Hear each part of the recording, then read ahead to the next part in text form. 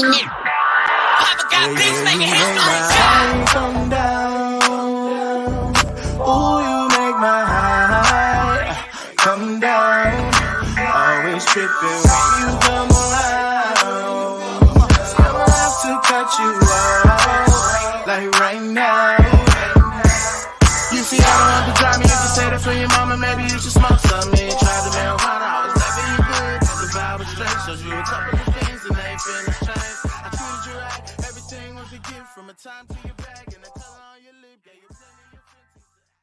Welcome to the Seahawks Man-to-Man podcast, powered by The Athletic. Shout out to the company. My name is Michael Sean Dugar. I'm here with my co-host, Christopher Kidd. Make sure you follow us both up on the tweet machine. You guys know where to follow me. I'm verified. But since it's our week one, for our new listeners, I'll shout it out again, at Mike Dugar on Twitter. I'm verified, so don't worry about looking for it. Just look for the brother, blue check, dreads. That's me. Chris, talk to him. What is up, everybody? It's your boy, Christopher Kidd. Be sure to follow me on Twitter at CKIDD206, and that's CKid206. All right. And we have our first special guest to preview an actual game that counts. Man. We have been waiting a long time to do this. We have on the line Colts reporter for The Athletic, Stephen Holder. Stephen, what's going on, man? Welcome to the Man-to-Man podcast.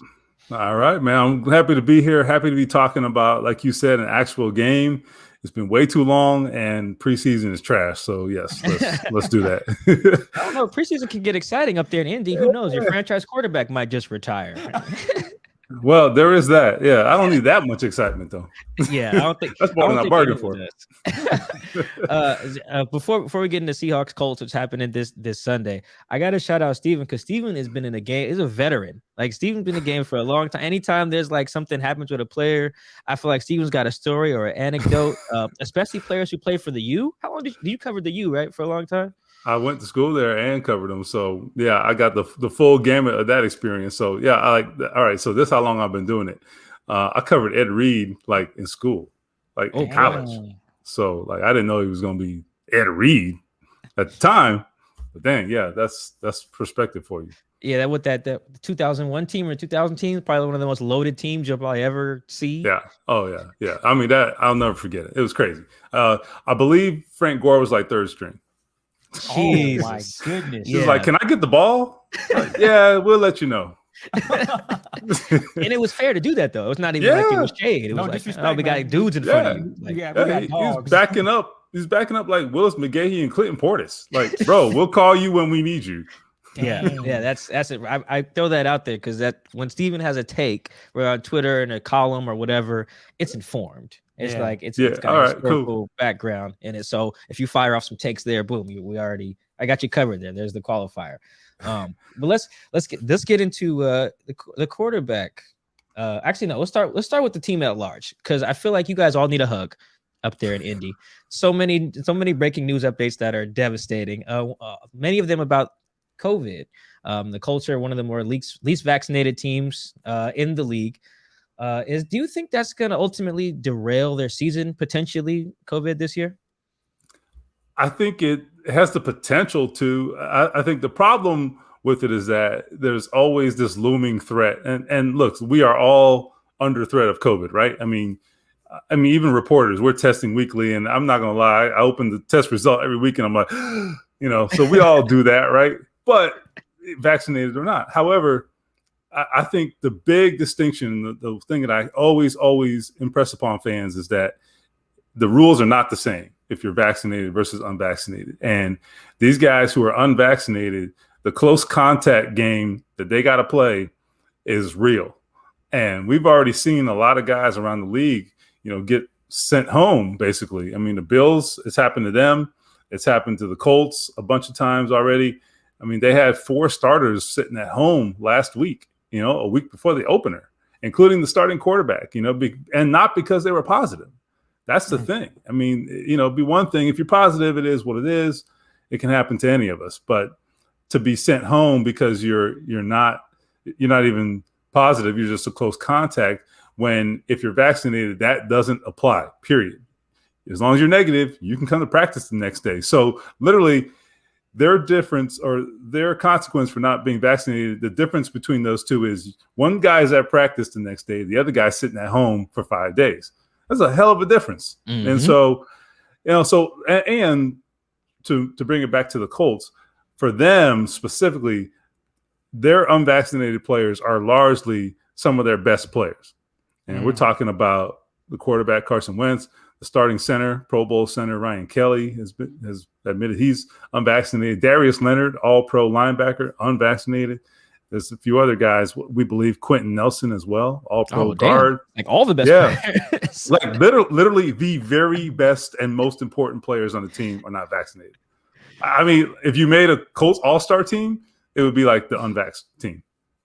It's crazy. So I'm gonna peel back the curtain on this from a reporter standpoint. Like, I see you get into a lot of debates with people on Twitter about vaccination, anything political. Kudos to you, man. I don't have the energy in a lot of this stuff anymore. But like, at the same time, it's very easy for all of us to call like people who won't get the vaccine and their reasonings for not, like, stupid, like loudly, like, hey guys, you're tripping. Like, your intelligence level must be low. How do you balance that with like you said, the most important guys on the team don't have it? So like, you can't just go up a press conference and call Carson Wentz stupid. Right? Like, how has that balance been for you guys covering the team? Delicate.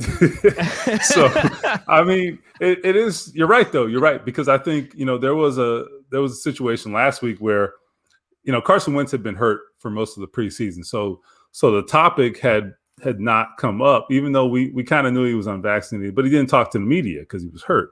So when he came back, the subject was all about his health and his foot and how he's doing. So, we never got to the vaccination topic. And then he gets hit with the COVID list. And then we had to be like, okay, you know what? We got to take the gloves off now. Like, at this point, like, we got to go in on this guy.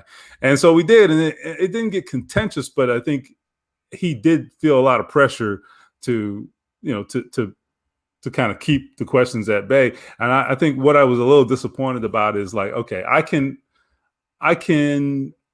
accept, I guess, someone's reasoning for not doing it. If you at least, let me say this.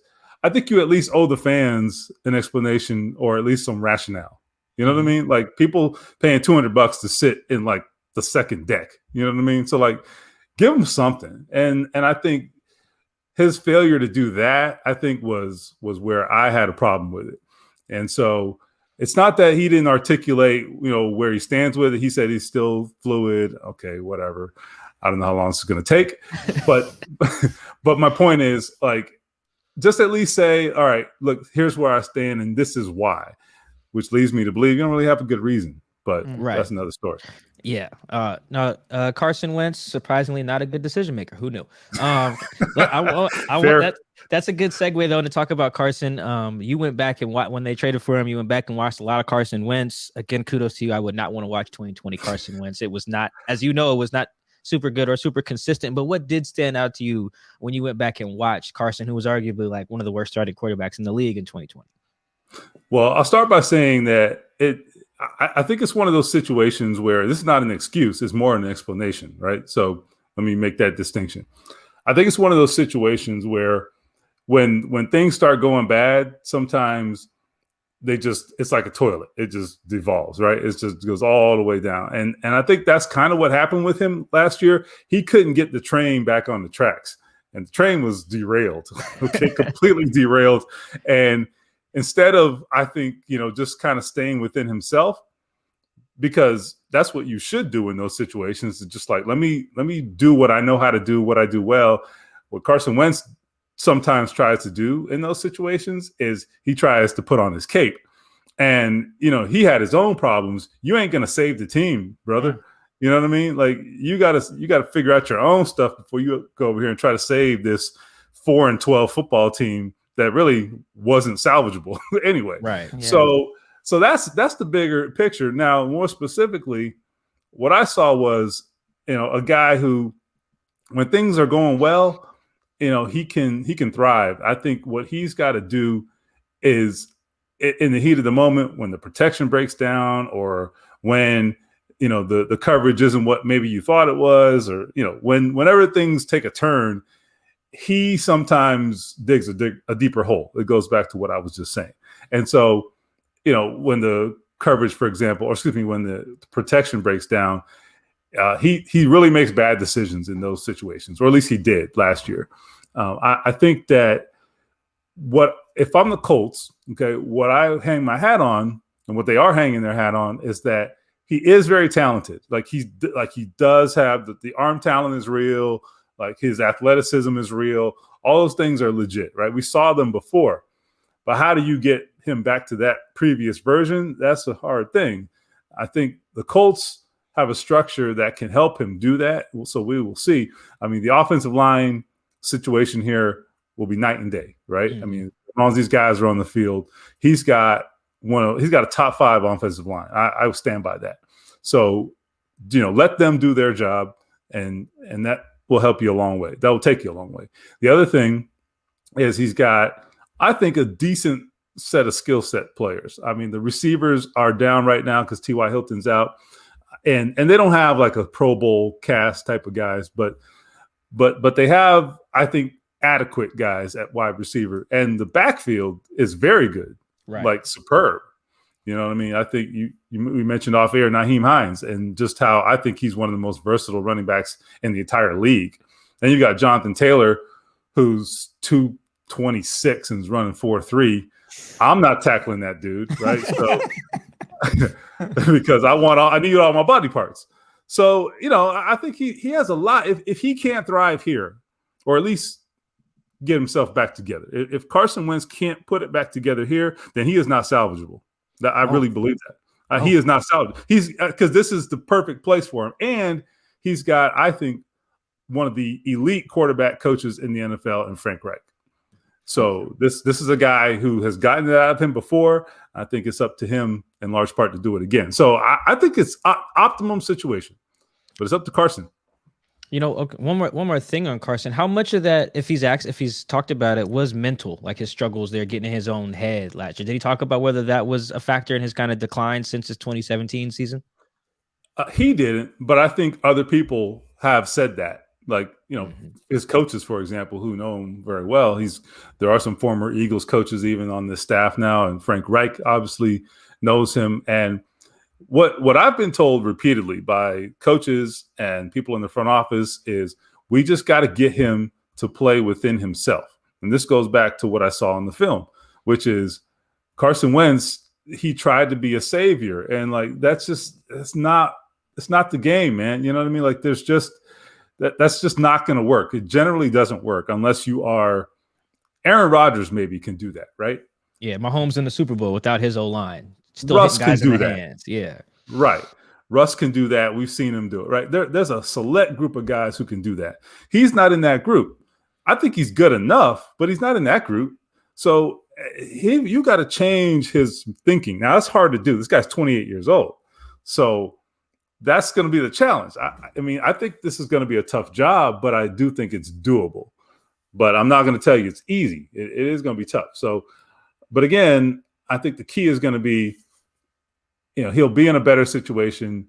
He just has to, not overcomplicate it and not try to take too much of this on himself. So we'll see. Speaking of tough job, I do want to get into the offensive line with the Colts because they're going to be challenged with this new defensive line that the Seahawks have, bringing in Kerry Hyder, just revamping the defensive line from what fans and what people have saw from last season. What do you expect here? And you mentioned some of the pieces that they brought over in the offensive line. What are you expecting?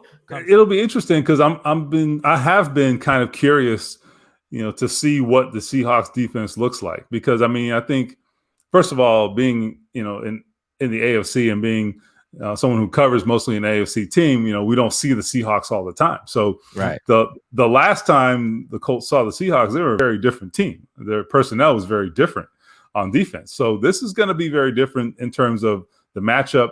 I think definitely the Colts they thrive. Their physicality is really what they thrive on. And so they're going to attack you. Their offensive line is going to attack you. They want to be the aggressors. They're going to pull Quentin Nelson and get him out front. It's coming. I'm telling you, it's coming because that's what they do, right? He's the best pulling guard I've ever seen. Like he's fantastic at it. There's one of them takes. See, I told you that comes. That's not just willy-nilly. That's not. You've seen a lot of guards. Yeah, I mean, because most of the time you don't even remember that. You know what I mean? You see those things every Sunday, and it's like, they're pulling the guard. You know what I mean? And when Quentin Nelson pulls, it's like, dude, did you see that? You know, like that's it looks different, man. You know, it's like because like he just clears out 3 guys, and you're like, ooh, you know, so you know, and then you got a really physical running back behind him. So I guess what I'm saying is I don't know what to expect from the Seahawks, but I am looking forward to the matchup. I mean, I know that Pete does a great job of always, you know, coming up with concepts and reinforcing to his staff to, you know, to always stay ahead of the curve on defense. And I just think it's going to be a great matchup. I mean, I think both sides are going to get tested. There's no question about it. And being the season opener, I think that adds some additional intrigue, you know, because you don't completely know what you're getting, you know, going into it. So I'm curious. I mean, you probably could tell better than me, but I'm curious to see how that matchup goes. I think it's going to go a long way toward deciding the outcome. No, you answered it. Quentin Nelson. I'm going to be watching him. I can't wait to see what he does. But another guy I want to talk about is, you know, the TY, man. Oh, yeah. Nobody on the audio can see Chris looking like a dude flagging down planes. But yeah, with the injury of T.Y. Hilton, the wide receiver unit, is there another leader or another person that's going to step up, or is it wide receivers by committee where they're all going to have to come together and make plays and make the job easier for Carson Wentz? And not to mention the Seahawks secondary the cornerback room is still trying to figure itself out. So Colts fans, there's a little break for you there if you're worried about, there's no TY. So who's stepping up, or is it going to be a committee? Yeah, well, I'll start by saying that just based on the little glimpses we saw with them in training camp with Carson Wentz and T.Y. Hilton, because, as I said, Wentz was out for so long, you know, we didn't see them together very much, but for the week or so they were on the field together, it looked pretty good. And, you know, Carson is a guy who wants to push the ball down the field. Well, T.Y. Hilton is your man, right? I mean, he won a game against the Seahawks, you know, I think 2 meetings ago. Would have been 2013. I remember that game vividly. I mean, that was T.Y. Hilton's like coming out party against Richard Sherman of all people. Right. So anyway, and he won that with, you know, Andrew Luck going down the field to him and really, you know, exploiting that strength in their game. So they don't have that. So I think what you'll see is you're going to see a lot of Michael Pittman, honestly. And, you know, you guys are familiar with the Pac-12. You probably have seen a lot of Michael Pittman over the years at USC. He is, I think, a guy who's on the verge of, I'm not saying like superstardom, but like I think he's on the verge of like, okay, this might be maybe, you know, a Pro Bowl level guy in a couple of years. I think he's like that on that trajectory. We'll see, though. He's got to do it, and he won't have, you know, T.Y. Hilton across from him, so he's going to get that extra attention. So he's going to have to show up on a different level now than he would have, because, you know, he doesn't have someone else to draw that attention. If you look back at 2020, a lot of the big plays Michael Pittman made, if you watch the film, you'll also see T.Y. Hilton clearing stuff out and taking defenders with him down the field. And so without that, you know, can he do it on his own? I will tell you what I love about Michael Pittman is his physicality. You know, he doesn't have like that DK Metcalf speed, but he does have size. I mean, he doesn't look like a Greek god, but like DK, but he definitely has size and he has physicality. His father was a running back. The biggest biceps I've ever seen. I covered Michael Pittman Sr. That's how long I've been doing it. Oh man. That was my first year in the NFL. My first year in the NFL, Michael Pittman was a running back in Tampa. So anyway, you know, he really did, I think, absorb that mentality from his father. He was a really physical running back. He has a lot of that in him, in his game. Like if you get him, they don't throw a lot of screens to him, but if you do, like he ain't got a problem running through you. Like he's fine with that. He's like, cool, you know. So that's going to be an interesting challenge, I think, for secondaries this year. How to deal with him physically. You know, he can play the jump ball as well because he's a big guy. The other guy I have to mention here is Paris Campbell. Okay, Paris Campbell has been probably one of a top 5 T's in the NFL the last 2 years because he's just been hurt over and over and over. And I don't know if this is the year he stays healthy. I'm not about to promise you that. But if he does, I will tell you, I have rarely seen a team more excited to get a guy in the draft when they did get him a couple years ago. Now, I had some conversations with Frank Reich, and he had a lot of plans for this kid, and they just haven't panned out. But he looks good. He's healthy. He looks 100% to me. And, as long as he can stay out there, look, he has a lot of ability, a lot. I'm just telling you. They have a lot of unique ways they want to use him, but he's got to be available. So we'll see. It's week 1, so he's out there, and we'll see what happens. But he's the other guy to watch for sure. They'll use him out of the slot. You'll see him on reverses. You'll see him on screens. Think Percy Harvin a little bit, Okay. But I think a better wide receiver overall than Percy probably was. We'll see, though. He's got to prove it. Okay. Chris, I got a quiz for you. When we did our Falcon show with Tori, I think 2 years ago, maybe 2 years ago or last year, we broke the news to Chris that Julio's name is not Julio. Oh my God. He didn't know his name was Quintorris. So do you know T.Y. Hilton's real name? I do not. Tyler Jackson? No, you do. Okay. Steven, what's T.Y. Hilton's real name? His name is actually Eugene. And I knew you didn't know. Come on, man. Right. And I'm trying to remember the story. Like, where did he even come from? I wish I could remember. I don't remember the story. I should know that, right? But okay. I don't remember the story where TY actually comes from. And now you got my brain racing. So we're gonna figure it out after the show. I just wanted to throw. I knew you didn't know, so I talk about T.Y. I really thought his name was T.Y. and it stood for Tyler Young, Hilton, or Travis Young, and you're like, no, it's actually Eugene. It's not even close. Like, it's like Julio and Quintorris. You set me up, man. No, I just maybe you could have known. We didn't talk about that pre-show. I just threw it out there on the fly. I thought it'd be funny. It's kind of like. It's almost like a rapper name, you know what I mean? Like just like random letters in front of a name, just like what am I change my name to, man? Let me think. It's like Future's YFN. Do you know Future's real name? Yes, Navy Davies. Nadavius. Something that lets you know he's black for sure. Yes, exactly. We'll keep moving along here. I want to stick with the offense because you talked about someone previously during one of the segments here. You mentioned his name and Nyheim Hines, and he brings a lot to the table.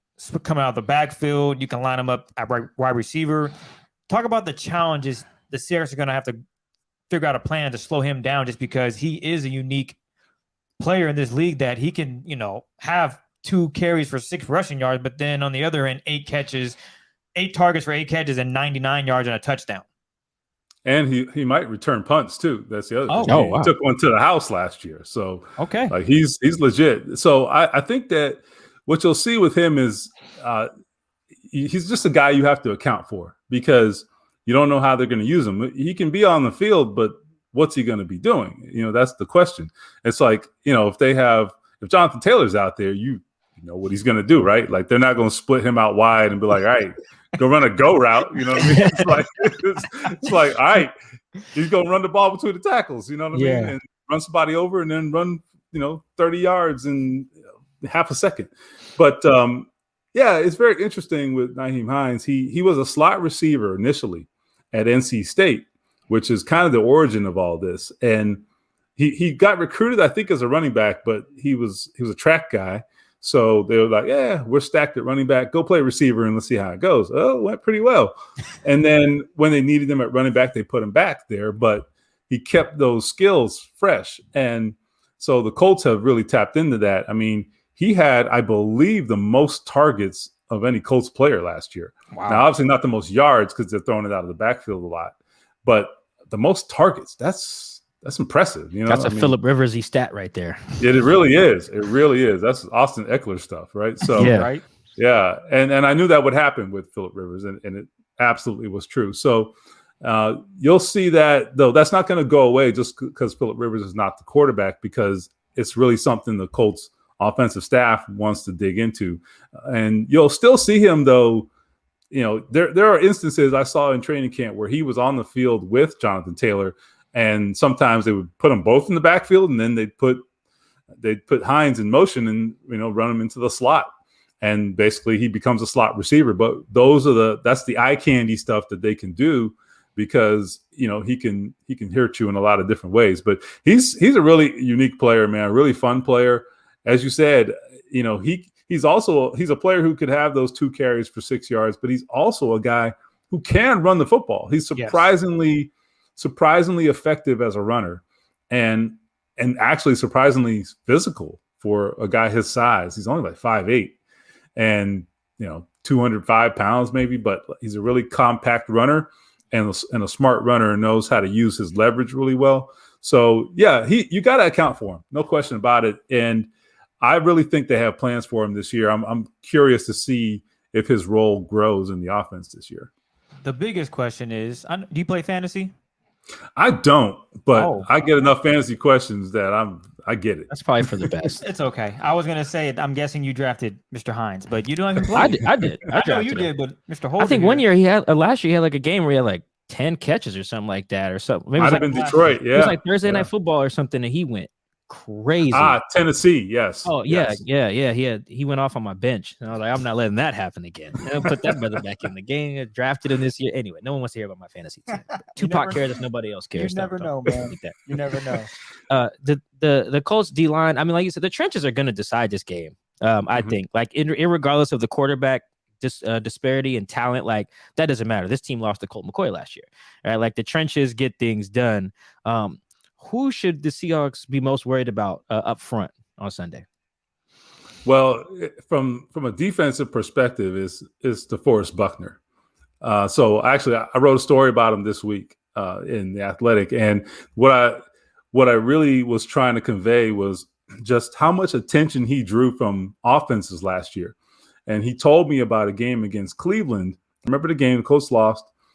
And he said, they basically cut blocked me the entire game. And I don't have a problem with that. But I also know, like, when you're consistently going for a dude's legs, it's like, you know what? We can't stop this guy. And I think that was their way of saying, we can't block him straight up. We're just going to cut this guy all day long. He gets doubled. He gets cut blocked, and he was all pro last year. And look, he's not Aaron Donald, but I think whatever the next level is after Aaron Donald, I think that's where he is. I mean, he's in that select group of guys who I think are, behind Aaron in terms of, the 3 techniques who really, I think, can blow up your line of scrimmage. He can rush the passer. I mean, he's had 12 sacks in his career at one time. So, he had 10 last year. So, I mean, he's going to be coming. And this is really doing that last year with what I thought was a very minimal edge rush. So they feel like they've got a better edge rush this year, and he's back and he's 100%. He was hurt last year. So, yeah, look for number 99 is what I tell you. The other thing I would say is Kwity Paye, first-round pick, coming off the edge. I think this kid has a lot of potential. He looked like a power rusher at Michigan. What I've learned is that was more the scheme and not necessarily his skill set. Right. They're lining him up out wide and coming for the quarterback, as a true edge rusher.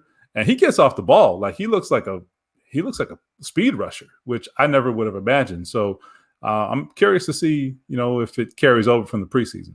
That's an interesting anecdote about DeForest Buckner, because that Cleveland O-line was good last year. It was probably one of the best, like 4 or 5 O-lines last year. And even that unit with a really well-respected O-line coach whose name escapes me at the moment. But like, that's a good team being like, you know what? We can't block this guy. Like, that's humbling. True. Like that's telling. You probably will see the Seahawks do, some similar stuff. Perhaps with success, perhaps not. But like you said, we'll see. The 2 best skill position players in this game are probably DK and Tyler Lockett. Like, that's probably not very, very close. They're going to wreak havoc on a lot of secondaries this year. They did that to a lot of secondaries last year, save for any game against the Rams. How can the Colts potentially slow down those 2 dudes? I think this is going to be their biggest challenge. I mean, there's a lot. There's Russell, obviously, but I think he's connected to this, right? Because he's going to be delivering the ball.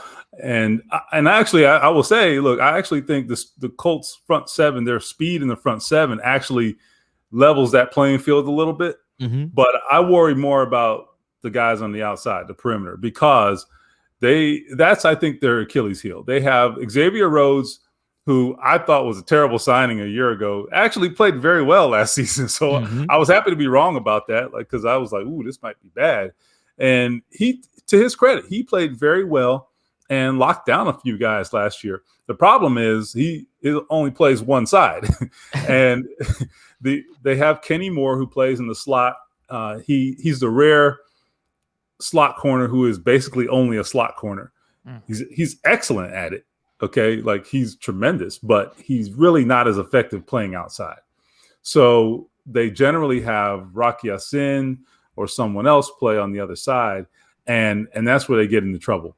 So Rocky Ya-Sin is very much a grabby corner. I think he's gained a reputation. I think the officials are looking for it now. Wow. So I think they know that the hold is coming. We saw it when, those officials come to training camp every year to kind of give the test run as they do with all teams.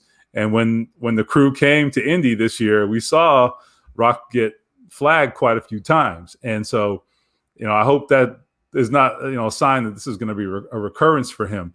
Now, he's also very aggressive and can make plays on the ball, but he's very much boom or bust, so great play, bad play. Bad play, great play. That ain't going to get it done. I think he needs to be more consistent. So it's really, I think their biggest weakness on defense is their cornerback depth. So, I mentioned Kenny Moore. I think he is a fantastic player, but really he's not a conventional corner. You're going to see him play in space and blitz and do a lot of unconventional things. The guy who's really going to have to follow guys down the field on one side of the field is Rocky Ya-Sin. So, and honestly, Xavier Rhodes has to, he has to prove that he can do it again too, because I thought he was a little up and down in training camp himself. He's now 31 years old. So, he's got some things to prove as well. So that is where they have a chance, I think, to hurt the Colts. I like their safeties though quite a bit. I think they have two underrated safeties in Julian Blackmon and Kari Willis at strong safety, Julian playing the free safety. Those two guys, I think, are going to be a tandem here for a long time. I only know a little bit about Rock post-draft. I liked him pre-draft.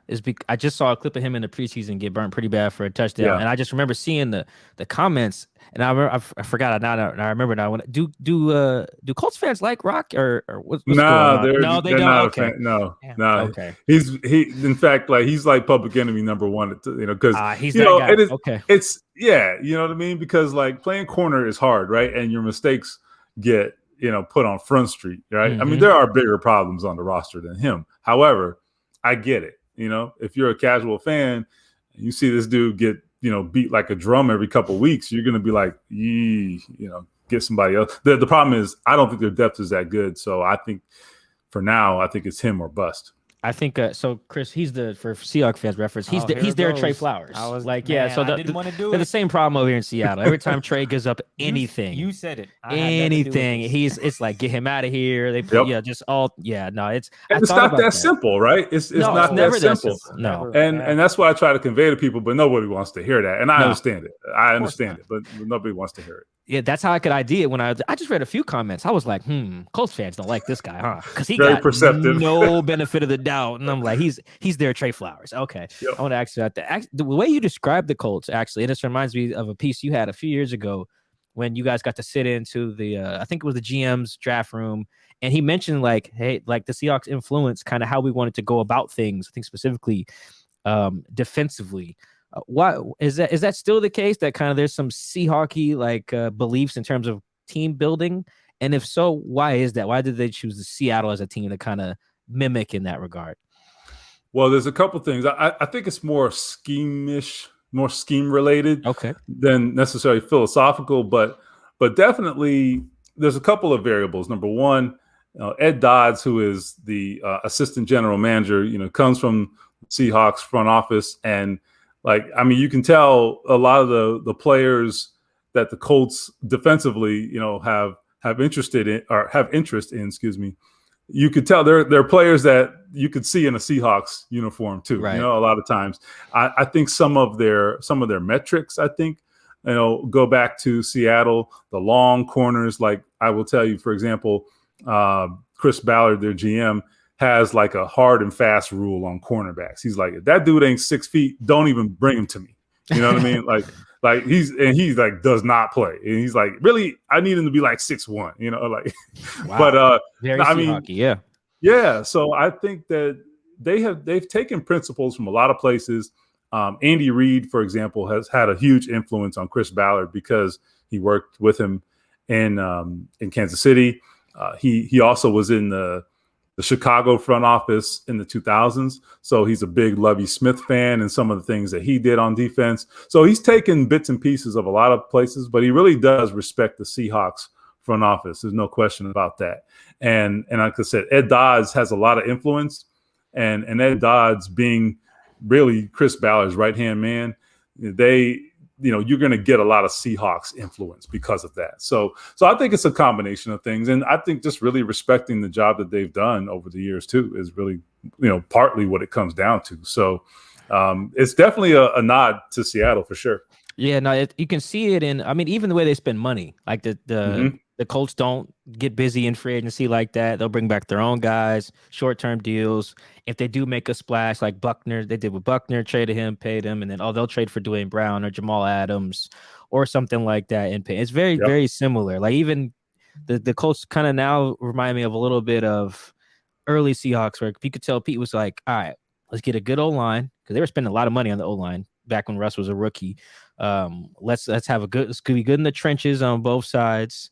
They lucked out getting a Hall of Fame corner in the 5th round. But like the resource allocation is very similar too. Putting the quarterback in a position like, look, you just don't got to mess it up. Yeah. Just get out there and just be you and we'll win games. Now we'll see how that goes with Carson. But I like in theory. I like it in theory. Yeah. No, it makes sense. Yeah. Well, and I think honestly, I really feel like, a lot of this also comes from working with people who have job security too. Like in other words, John Schneider's not worried about getting fired. You know what I'm saying? Right. He could be like, you know what, we're going to do this the right way. And I think that you have to have the confidence to say that and be like, you know what, I don't know if it's going to work this year, but I know over the long haul, this is going to be the way to do things. Right. And I just think there's not enough personnel people, and it applies to coaching too, but there's just not enough people running teams who have that confidence in themselves to say, you know what, I got a plan and I'm going to trust my plan. And they do. And I think that applies here too. We are a gambling show of record, right, Mike? Are we? Okay. No, I'm playing. I haven't what's the last thing I gambled on? I gambled on the presidency for sure. Oh yeah, that was probably the last thing. I won a few $100 on Biden winning. Yeah, I think that was the last one. Oh no, I lost $100 on Nate Robinson against Jake Paul. That was we don't have to let's not spend too much time on that. We're not gonna get in that because that's questionable. Well, Nate's from Seattle. I'm from Seattle. Nate's from South Seattle. I'm from South Seattle. He would represent. I get it. Yeah. Against a professional boxer. No. I'm explaining why no explanation I was needed. repping for hometown. Sentimental choice. Exactly. I was betting with my heart, not my mind. Chris wouldn't be You're a terrible gambler then. Yes. See, that's what hashtag. There's levels to this. He's not on that level, but we always do this. We started it 2 years ago? Yeah, I think so. Whatever. We'll call it 2 years ago. Over or under, and we pick certain players or just a stat. So we're gonna go with Carson Wentz passing yards. 220.5. Are you going to take the under or the over? It's a tough one because I do think he'll throw for a lot of yards this year. I'm going to say under only because I think bet. Yeah, here's why though. I feel like I'm not saying I'm real confident in this, but my rationale, I'll give it to you. My rationale is he is rusty. He might be rusty, honestly, because this dude hasn't done anything. He either hurt the whole preseason, then you go on a COVID list for a week. And it's like, here we are 4 days before the game. Like, all right, hey, how about some practice? It's like, dude, and your number one receiver's hurt. So yes. I'm like, I'm not saying if I'm the Colts, are you putting the game in that guy's hands? So I don't know that we're going to see 40 pass attempts unless the score gets up, upside down. So that's my rationale. Makes sense. I'm not mad at that. No, that's fine. Broke it down well. I think he averages probably a little lower than that. I think, or probably did last year. So it's about fair. It's betting the under is a safe one. I think. I don't know what this. I think for these two teams, I feel like it is. Well, I think both teams are probably really afraid of turning the ball over on Sunday. They know that hey, a turnover can kill us in a game that they both expect to be a dogfight. which it might be because both teams consider themselves to be strong in the trenches. So that's fair. And they both like to run the ball too. So. Yes, that is it. Oh God, if you say run the ball 3 times in the mirror, Pete Carroll shows up like that like a fairy godmother. Yeah. Like Pete Carroll's a running back candy man. So that's how much he cares about running the ball here. Now we'll really put you on the spot. We'll put you on the spot here. We need a game pick.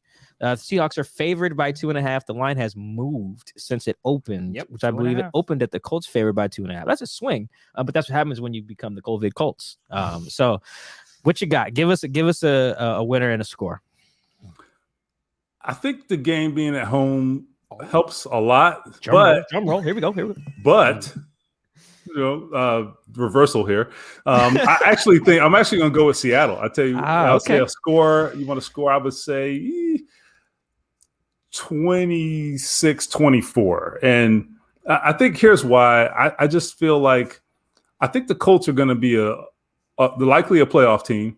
I like them as a team. I like their talent. I think they top to bottom, I think one of the better teams in the league in terms of just the way they're built, not saying the quarterback and all that, but top to bottom, pretty good team, a lot of depth.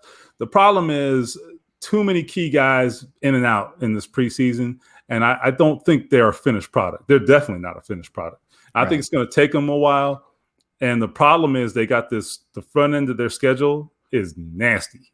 So they got Seattle, they got the Rams, they have Tennessee, the Dolphins, and Baltimore. Those are their first 5 games. You get a break in Miami? No, that's gonna be a good defense though. But Miami's on the road in September, hot, so like they got the advantage. There's a lot of reasons like that could go bad too, so 0-5. No, they'll win. They'll win some. They'll figure it out. They're well constructed, like Steven's saying. Yeah. But again, I mean, that's the fact that it's on the front end after the preseason that they have had. I think that is actually kind of a recipe for trouble. And Eric Fisher, by the way, their left tackle. I would be surprised if he gets out there this Sunday. He's coming off the PUP list and really isn't due to practice until Wednesday. So I have my doubts. Oh, no. We've all seen what happens when Carson doesn't have great protection. Oh, Godspeed to that brother. Also, I almost don't want to wish him Godspeed because get your butt vaccinated. Yes, that would help. With Carson Wentz, all I seen was a little clip where Carson's like, I've weighed the pros, I've weighed the cons. And that's what made me want to ask the question about you guys covering because I might have shouted from the heavens. What are the cons, Carson? Tell us the cons. Oh, that's all right. We don't can't. Yeah, no, we're both Washington State grads. So I hope one of the receivers that steps up is Desmond Patton. To shout out to Des. He made the 53, right?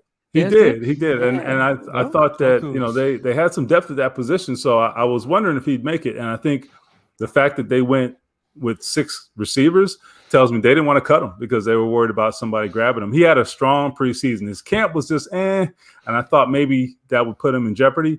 But he came with it. He brought it in the preseason games, and I think that got him on the 53. So shout out to Des Patman. There we go. Selfishly rooting for him. Stephen Holder, we appreciate you, man. Appreciate all your wisdom. You plugged the DeForest Buckner piece. That's out on The Athletic right now. Yes, it is. Yes, all right, what else we got? You got another season preview-ish thing coming or any features you want to plug real fast? Yeah, I'm going to hit some like a recipe for success for them later this week. How do the Colts get where they want to go this year? COVID notwithstanding, but what's the blueprint? And so I have some thoughts on that, and I'll put that out before game day later this week. Let's plug one more thing from Steven. The Matt Hasselbeck, is it a burrito story? Oh man, I love that story. It's a bad burrito, right? Is that what it is? It is. An oldie but goodie. But your folks out there will love Hasselbeck. Can I just tell you? I know this is nothing to do with the podcast, but Matt Hasselbeck is like one of my top 5 favorite people I've ever covered. Like this dude is amazing. Like we would go in the locker room. Remember when we could go in the locker room? Yeah. Oh man. We'd go in the locker room, and I would just go over shoot the breeze with him. 30 minutes later, I'm like, man, I got work to do, man. You know what I mean? Like, I gotta go. He was like, oh yeah, one more thing, and he's just like the best storyteller I've ever been around. He's incredible. Anyway, the short version of the story is he almost died from a Chipotle burrito. I'm exaggerating, but only a little. So, man, I'm gonna find the headline. It's my pinned tweet actually, so you'll see it. Yeah. Oh, here we go. Well, so just plug your Twitter then. Yeah. What's your Twitter? Yeah. Holder Stephen. So HOLDER STEPH, because my mama made it hard. STEPHEN. Steve Holder Stephen. So the headline is Matt Hasselbeck, the abominable burrito and a Colts win like none other. Yes, I remember reading that. I'm glad I remember that while we had you on. Very fun story. Yes, Steven does great work at The Athletic, guys. Make you guys are following him. Definitely follow him this week, if nothing else. To learn about the Colts and their opponent, learn about the Seahawks and their opponent this week, man. Steven, we appreciate you joining us. We appreciate you guys for listening to the Seahawks Man to Man podcast. Make sure you guys subscribe on Apple, Google Podcasts, everywhere you get podcasts, man. It's a short version. We will catch you guys after the game on Sunday. On that note, we're out.